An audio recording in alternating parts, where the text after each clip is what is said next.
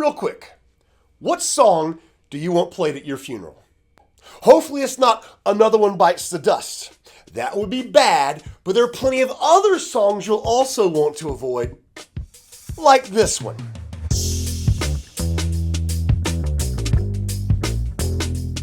Hey guys, welcome to 30 on Thursdays, the online resource of the Root Church of Tampa Bay. Pastor David here with you, and in this week's episode, we're talking about your funeral. Well, sort of. In reality, what we're actually talking about is the sneaky and the subtle ways that false teaching kind of creeps into our lives, but we're using a funeral song to do so.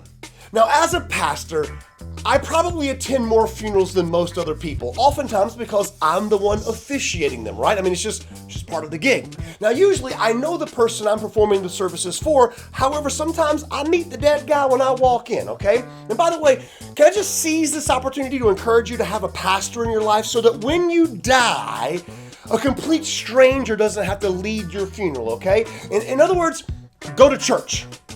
You're welcome. Anyway, I recently did a funeral for a friend, and the family picked a song that I didn't know, so I researched it on YouTube.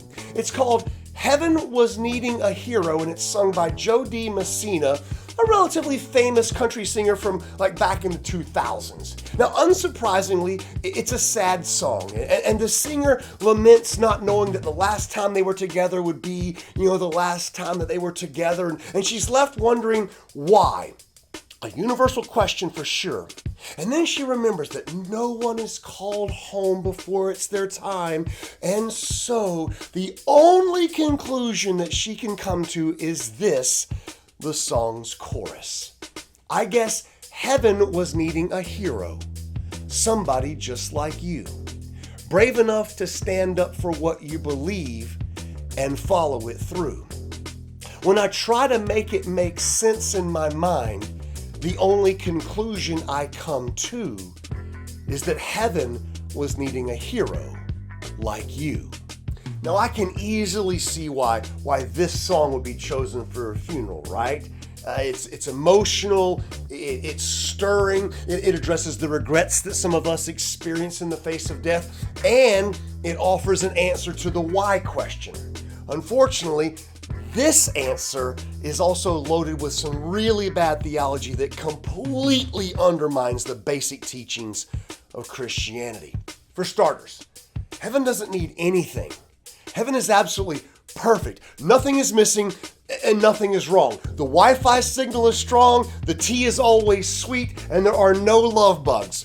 If you know, you know, okay? I mean, heaven doesn't need anything. Think about it. If heaven was deficient in some way, in any way, it would reflect poorly on God, the one who created it. But because He's perfect, heaven's perfect. So no, heaven doesn't need anything.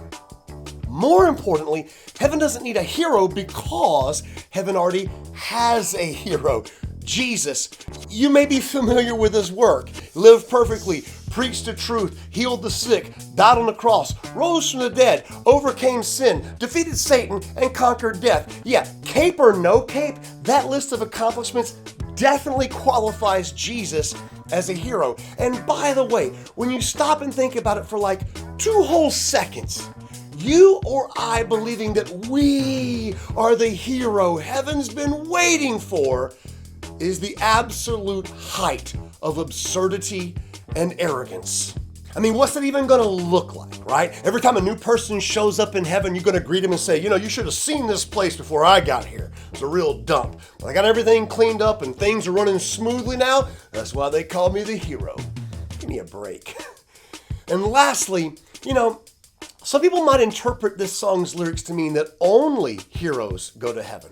I mean, do the rest of us poor schlubs not make it in? Or are those with us without hero status forced to sit in a corner of heaven for the first 1,000 years and think about our life choices? Of course not. Heaven will have champs and heaven will have chumps. Heaven will have rich and heaven will have poor.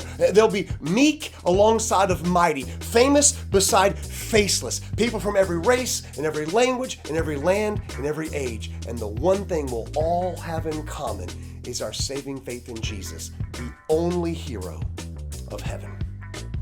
Now, in case you're wondering, I shared all of this with the family members prior to the funeral. And they were a little surprised, to be sure, but once they considered the song's message in light of the truth in God's revealed word, they realized that this wasn't a song that they wanted to use during the funeral after all. Now, as we wrap up, I probably should clarify something pretty important, okay? In no way whatsoever do I believe that this particular song or artist was inspired by Satan, okay? Like, I'm pretty sure that the devil has bigger fish to fry than some country song, right?